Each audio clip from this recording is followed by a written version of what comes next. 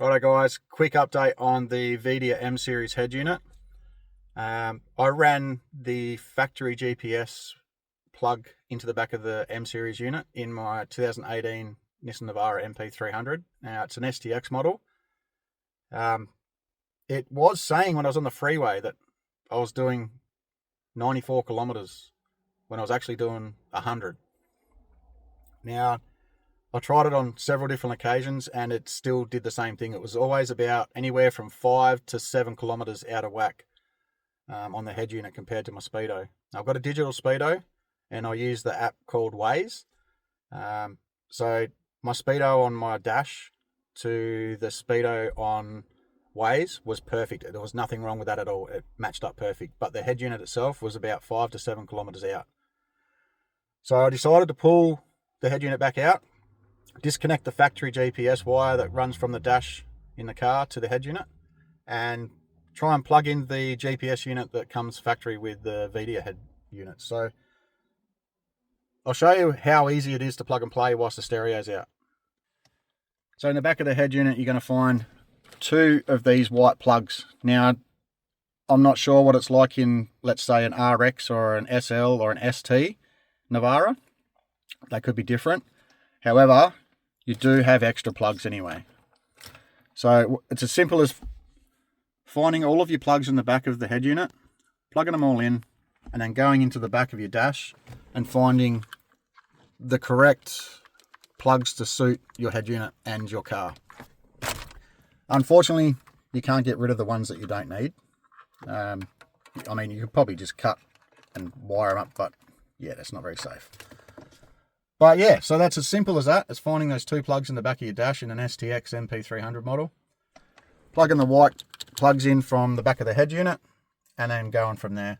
Then you find your rear camera, which is 9 times out of 10 is going to be your purple wire from your head unit and into your factory RCA cable.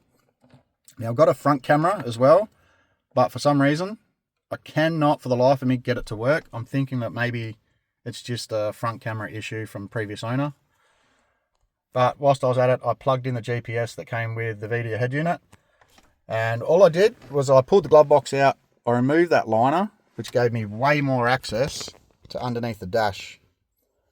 So I ran the wires underneath the dash all the way up here, pulled the double-sided tape off and stuck it to the windscreen just there behind my sunshade. And whilst I was at it, I ran the 4G antenna as well and stuck it up behind where the grab handlebars usually bolt into, so it's way out of the way. As you can see, the airbag is there. It's not in the way of the airbag. Keep in mind, if you're running wires down through your A-pillar, that you will need to make sure that it's way out of the way of the airbags. Safety precautions and whatnot. But yeah, it's as simple as that, guys. Find your right white plugs from the head unit to your factory plugs in your dash. Find your right according ports in the back of the head unit with your plugs that are supplied through VIDIA, and you're good to go. Now, why VIDIA? Look, to me, VIDIA was a no-brainer. I've seen so many posts, I've seen so many TikToks, I've seen so many social media posts about it, and I asked a few questions and asked a few friends, and they've all said the same thing, that they were even thinking about doing it as well. For me, the biggest one was support. If I got stuck doing it as a DIY, am I able to contact VIDIA easily enough? And sure enough, VIDIA has online support. You can call them up between Monday to Friday, even Saturdays and Sundays up until 1 p.m. I'm located in Perth. These guys are located in Perth. So if I really did get stuck, I could quite easily just drive to them and say, hey guys, can you fix this up for me? So if you don't feel comfortable doing it as a DIY and plug and play system, the guys look after you there, and you're located in Perth, it makes it easy. There's so many tutorials online, such as YouTube. At least once a week I'm seeing videos from these guys. So each specific vehicle has its own tutorial on YouTube. So it's pretty easy to follow. The wiring diagrams are self-explanatory. You will be left over with quite a few plugs, but look, you don't need them, so just put them aside. Keep them all safe together. The user-friendly options of VIDIA head units, they just make things so much easier. Updates. These guys are always working on firmware updates to make things a lot easier for us, and they listen to us. They're not just out there going, well, you know what, too bad, I don't care if you don't like this, or I don't care if you want that. We're just going to update it to how we want to update it. These guys listen to us, and they take into consideration what we need out of a head unit. And when it comes time for a new update, if they can do it, they'll do it. That's pretty much why I chose Vidia, besides the fact that my old head unit was just wasn't cutting it anymore. Besides the aesthetics side of the head unit being a huge screen, it's like an inbuilt tablet in my dash, and it runs Android software as well. So I've got an Android phone, Android head unit. It's just, yeah, goes hand in hand. So yeah, guys, I hope that helps you out.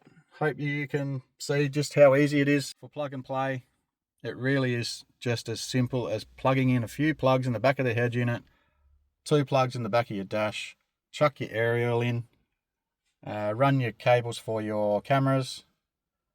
I've got an aftermarket sub and an aftermarket amplifier, so I've just found the right plugs for that as well, and it was just as simple as that.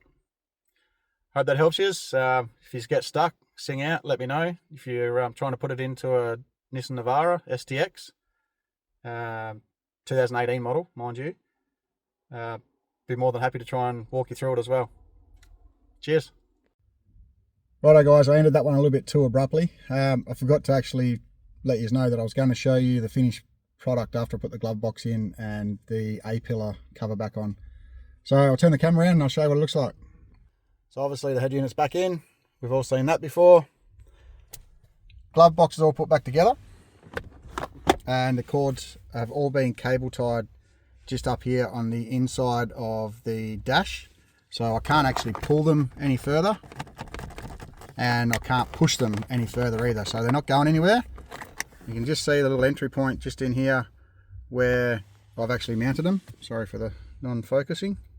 But yeah, that's where the hole is. Everything's cable tied up behind there nice and neatly. Nothing's in the way. And it's just a simple matter of if you're grabbing the appropriate cord, the USB port, your Android Apple CarPlay cord, and your SIM card for your internet. Okay, close that up and the A-pillar is back on. So as I said before, the 4G antenna is just sitting up in behind the pillar there. Everything went back nice and neat. And the GPS is just sitting up here underneath the solar shade. So the GPS install, the 4G antenna install, and also tidied up a hell of a lot of wires down there. So if OCD is your thing like me, and you hate wires just hanging around everywhere, they're all nice and neat now. Another thing that I will tell you too is just a little bit of a hint for safety. Any exposed wires or loose wires, such as RCA cables, you'll notice that they don't have covers on them. You can buy the covers from, say, like J-Car or something like that.